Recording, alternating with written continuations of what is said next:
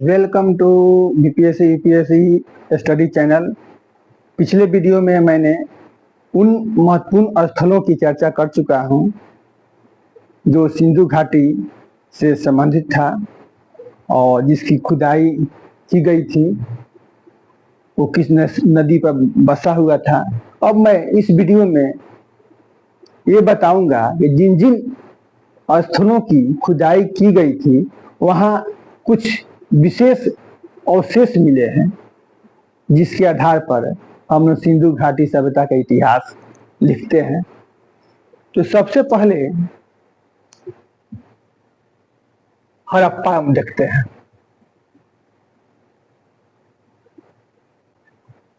हड़प्पा, जो हड़प्पा की खुदाई की गई थी उससे जो अवशेष मिले हैं, जो रिमेन्स मिले हैं, पहला था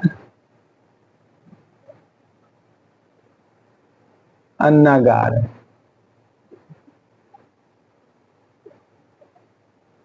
दूसरा था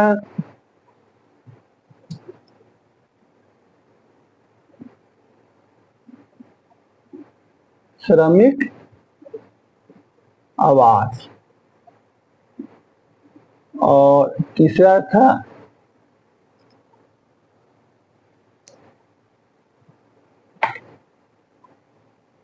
कब्रिस्तान।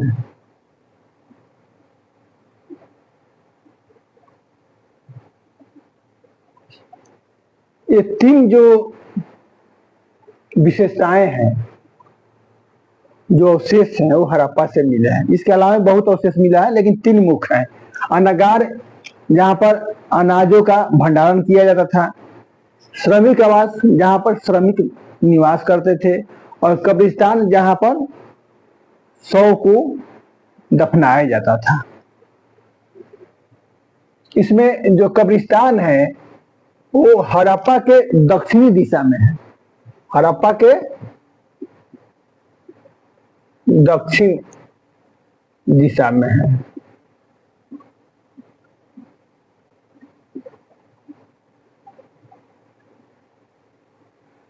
जो दफनाने की प्रक्रिया है उसको हम नियोलिथिक एज में यानी नवपाषाण काल में भी देख चुके हैं। इनमें जो बुज होम है उसमें जो हम अवशेष प्राप्त किए हैं, उसके दूसरे चरण में हम देखते हैं कि वहां भी दफनाया जाता था। यानी कि वहां दफनाने की दो प्रक्रिया अपनाई जाती थी। एक तो प्राथमिक रूप था, एक दूसरे द्वितीय समाधान था।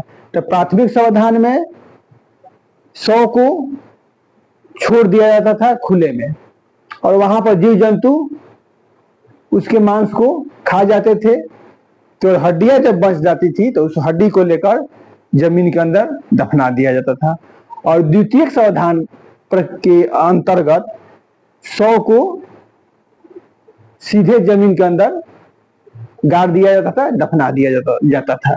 तो बुझहोम है, वही प्रक्रिया में यहाँ पे देखते हैं कब्रिस्तान में, जो हड़प्पा में है, मिला है, वहां भी दफनाया ही जाता था। यहाँ पे क्या किया जाता था? दफनाया जाता था। लेकिन यहाँ पर द्वितीय समाधान था उसको अपनाया गया था। यानी कि शव को सीधे जमीन के अंदर दफना दिया जाता था, गाड़ दिया जाता था। तो ये हड़प्पा हो गया। अब मोहनजोदड़ो को देखते हैं।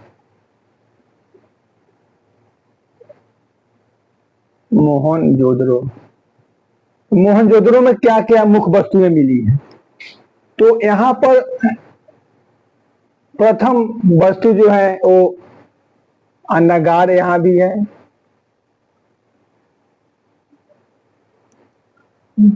दूसरा अवशेष है वो है स्नानागार है।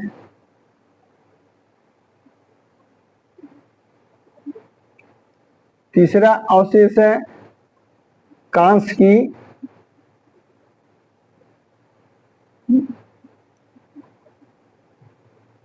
नृत्य।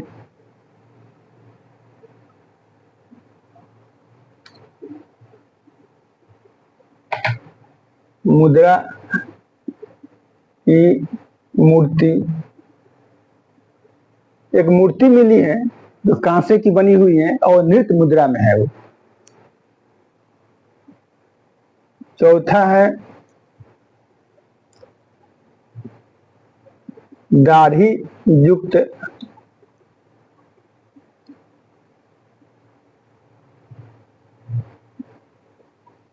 चेहरे की आकृति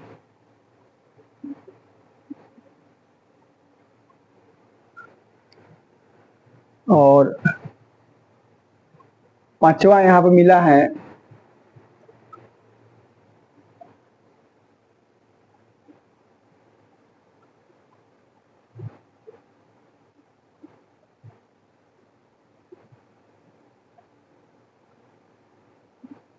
सावधान की जलाने की पद्धति। अब हम देखते हैं जो अन्नागार है उसमें तो अधिशेष जो होता था उसको सुरक्षित रखा जाता था ताकि आवश्यकता पड़ने पर उसका उपयोग किया जा सके या उसको सड़ने से बचाया जा सके, उसको सुरक्षित रखा जा सके, इसलिए अन्नागार का बनाया जाता था। स्नानागार जो है ये इसमें के तहत एक स्नान कुंड मिला है जिसमें दो सीढ़ियां हैं, दो दिशाओं में सीढ़ियां हैं। एक मान लीजिए कि ये स्नान कुंड हो गया,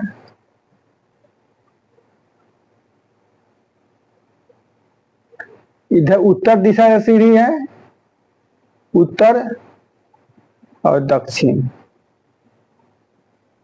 तो उत्तर दिशा से सीढ़ी बनाया गया है,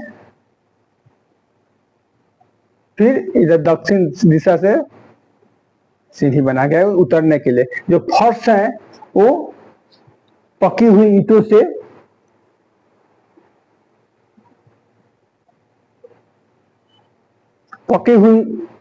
से निर्मित है, दीवार भी पकी हुई ईंटों से निर्मित है, गारा लगाकर बनाया गया है। इसकी जो लंबाई है लगभग 12 मीटर लंबा है, 12 मीटर लंबा है, यानी कहीं 11.88 मीटर इसकी लंबाई है। जो चौड़ाई है वो है लगभग 7 मीटर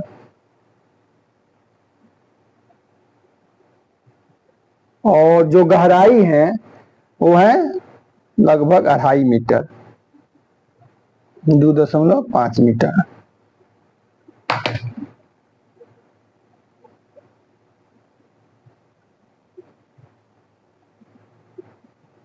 तो ये स्नानागार की विशेषता है। इसमें क्वेश्चन पूछा जाता है जो स्नानागार निर्मित थे वो उसकी जो सीढ़ियां थी किस दिशा से बनी हुई थी, तो उत्तर दिशा और दक्षिण दिशा। कांस की जो नृत्यांगना की मूर्ति है वो अपने आप में विलक्षण है। इसमें एक युवती को दर्शाया गया है जो नग्न अवस्था में है और बेनी बांधी हुई है, जो बाल जो बड़े बड़े हैं उसको बेनी के रूप में, चोटी के रूप में बांधी हुई है, श्रृंगार युक्त है, बाजूबंद पहनी हुई है, चूड़ियां पहनी हुई है और जो दाहिना हाथ है वो नितंब पर है और बायां हाथ है वो जंघा पर है। बिल्कुल नृत्य की मुद्रा में वो खड़ी है। तो ना को देखने से स्पष्ट हो जाता है कि जो सिंधु घाटी सभ्यता के लोग थे वो अपनी न्यूनतम आवश्यकताओं की पूर्ति कर चुके थे और व्यापार वाणिज्य की व्यवस्था कर चुके थे और जो अतिरिक्त समय बचता था वो अपने कल्पनाशीलता में, सृजनशीलता में उसको लगाते थे, अपने समय को निवेश करते थे। इस प्रकार इस कांसे की नृत्यांगना की मूर्ति है, बहुत महत्वपूर्ण है। दाढ़ी जो चेहरे की आकृति मिली है, वो चेहरा है, उस पर दाढ़ी दिखलाया गया है और इसको पुरोहित कहा जाता है कि पुरोहित, किसी पुरोहित का सिर है। सावधान जग की जो पद्धति थी वो मिली है कि शव को जलाया जाता था। तो इन महत्वपूर्ण अवशेषों की अपेक्षा एक और अवशेष मिलता है जो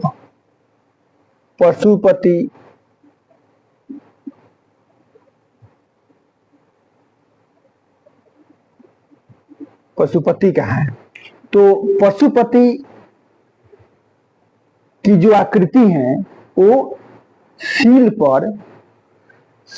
पर उत्कीर्ण है, सील पर बनी हुई है और जो वो योग मुद्रा में है। इसकी विशेषता क्या है? योग मुद्रा में पशुपति की उत्कीर्ण चित्र है। योग मुद्रा में जो व्यक्ति बैठे हुए हैं उसके चारों तरफ जानवरों को दिखलाया गया है। तो जो जानवर थे, इसके बाईं ओर हाथी और बाघ को दिखलाया गया है, दाईं ओर गैंडा और भैंसा को दिखलाया गया है और नीचे पैर के पास दो हिरण है, दो हिरण को दिखलाया गया है। और पशुपति की जो आकृति है सिर की, वो 3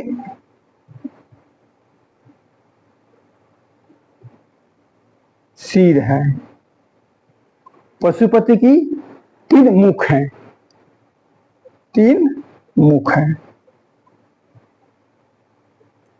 तो इन आकृति को देखने से स्पष्ट हो जाता है कि ये पशुपति की ही छवि थी और इनकी पूजा की जाती थी। ये जो पशुपति है वो शंकर का आदि रूप है। जो शंकर जो देवता में एक शंकर देवता है, उनका आदि रूप पशुपति ही है। पशुपति मोहनजोदड़ो में ये मुख अवशेष मिले हैं। अब हम चलते हैं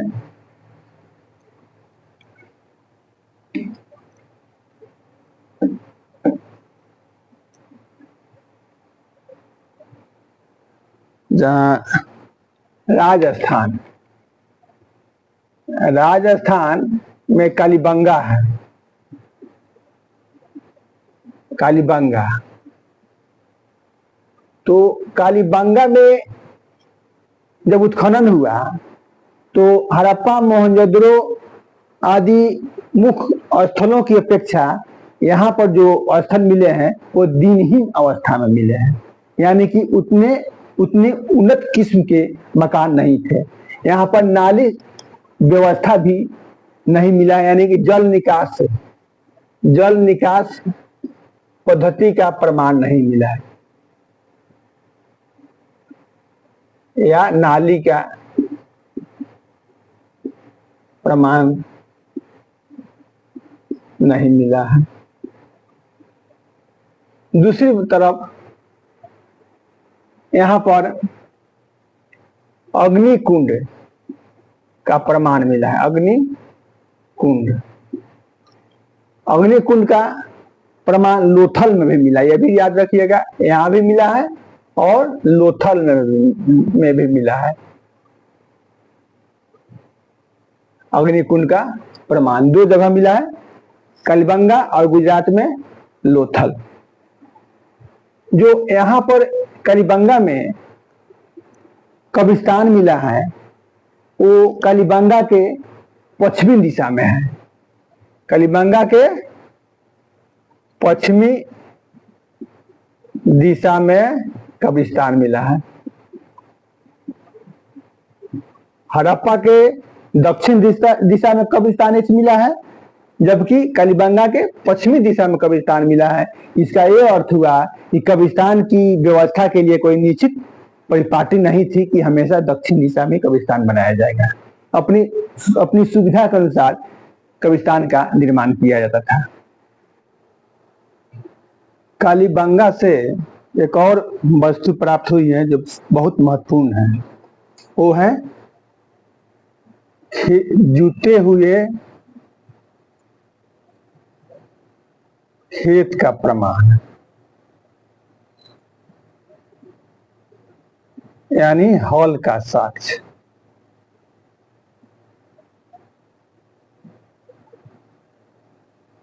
यहां से हल का साक्ष्य प्राप्त हुआ है। इसके अलावा एक बनवाली स्थल है जो हरियाणा में पड़ता है, वहां से भी मिट्टी के हल का प्रमाण मिला है। जो बनवाली एक जगह है, बनवाली, यहां से भी मिट्टी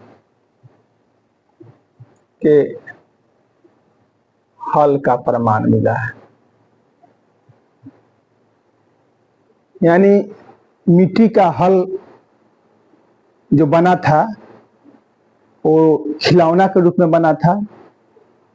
उससे स्पष्ट होता है कि जब खिलौना के रूप में मिट्टी का हल बना था तो वहां पर हल से जुताई भी की जाती थी।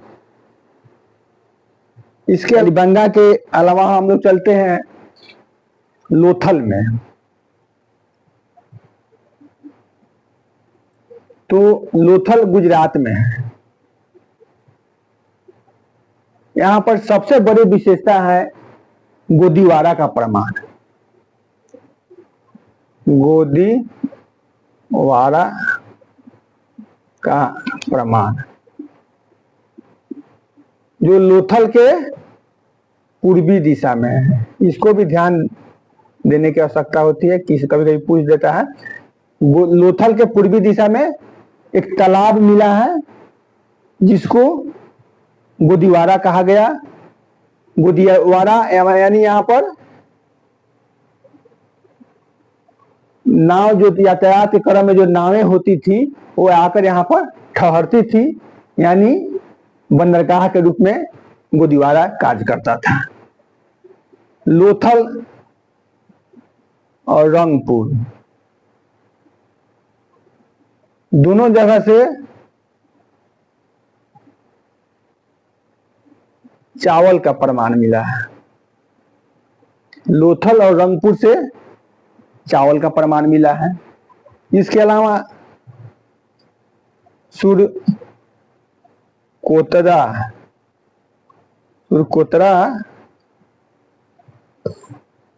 से घोड़े की अस्थि का प्रमाण मिला है। घोड़े की अस्थि, यहाँ पर कालीबंगा भी कहा जाता है, लोथल भी कहा जाता है। अब जो अभी शोध हुआ है उसके अनुसार सुरकोतरा के अलावा लोथल और कालीबंगा में भी घोड़े की अस्थि का अवशेष मिला है। कालीबंगा में एक और चीज मिला है, ऊंट की अस्थि। कालीबंगा में ऊंट की अस्थि का भी प्रमाण मिला है। इसके अतिरिक्त जब हम चनहुंदरों को देखते हैं जो पाकिस्तान में ही है, सिंध नदी किनारा, तो वहां पर मनके बनाने का कारखाना मिला है। चनहुंदरों में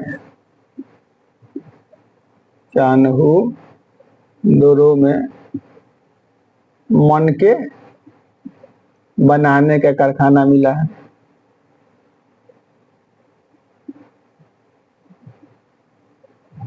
इसके अतिरिक्त यहाँ पर एक चित्र मिला है जो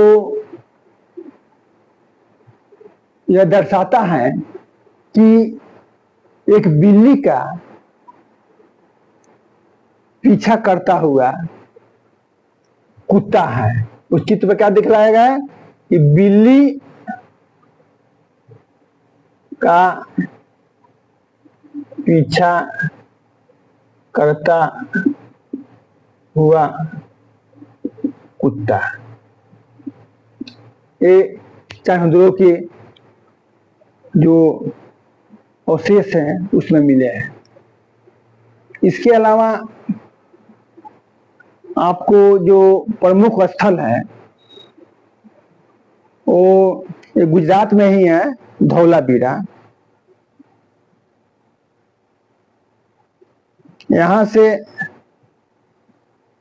जल निकास प्रणाली का सबसे उत्तम प्रमाण मिल रहा है। जल निकास प्रणाली का सबसे उत्तम व्यवस्था की गई थी।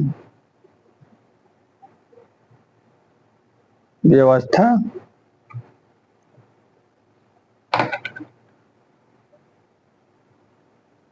थी।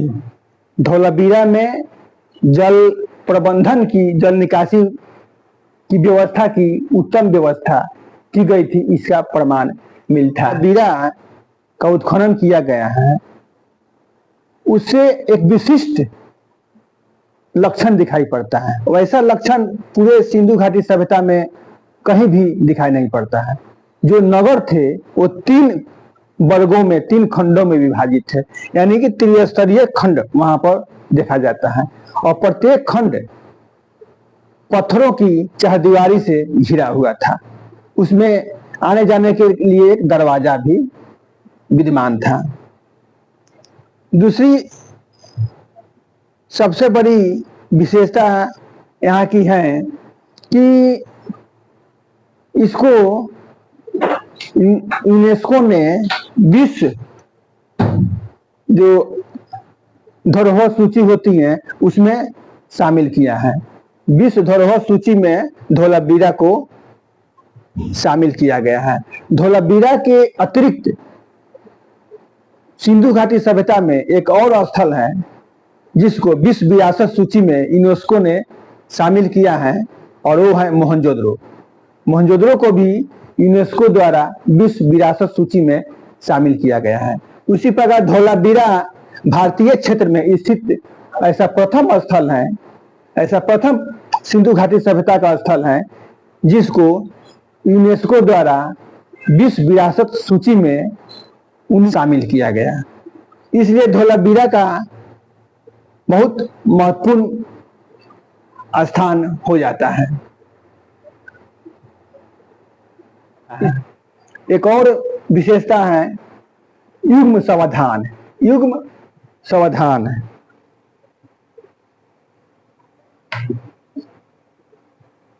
ये भी प्रश्न पूछे जाते हैं, युग्म समाधान कहाँ मिला है इसका प्रमाण। तो ये भी लोथल और कालीबंगा,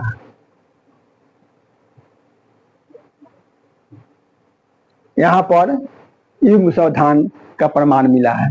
यानी लोथल और कालीबंगा दोनों जगह पर युग्म समाधान मतलब एक साथ 2 व्यक्तियों के जलाने का प्रमाण मिला है। तो चूंकि कालीबंगा में कब्रिस्तान था तो वहां पर उसको दफनाया जाता था, तो वहां पर जो प्रमाण मिला है और लोथल में वो जो शव है, एक जोड़ा शव है और उसको जमीन के अंदर दफना के दिया गया था। तो दफन अवस्था में 2 समाधान का प्रमाण यहाँ से मिला है। हमेशा क्वेश्चन पूछे जाते हैं। तो इस प्रकार इन प्रमुख स्थलों पर प्राप्त अवशेषों को देखने से स्पष्ट हो जाता है कि सिंधु घाटी सभ्यता एक सुनियोजित नगर विकास का स्वरूप ग्रहण कर चुकी थी। यही कारण है कि हम इसको प्रथम नगरीकृत सभ्यता कहते हैं, यानी फर्स्ट सिटी ऑफ इंडिया। इसको क्या कहते हैं? First city of India, Bharat का प्रथम शहर, भारत का प्रथम शहर इसको कहा जाता है। तो अब अगले वीडियो में मैं बताऊंगा कि सिंधु सभ्यता भारत की प्रथम नगरीकृत सभ्यता बन गई, और उसी दौरान मैं नगर नियोजन के बारे में भी चर्चा कर दूंगा।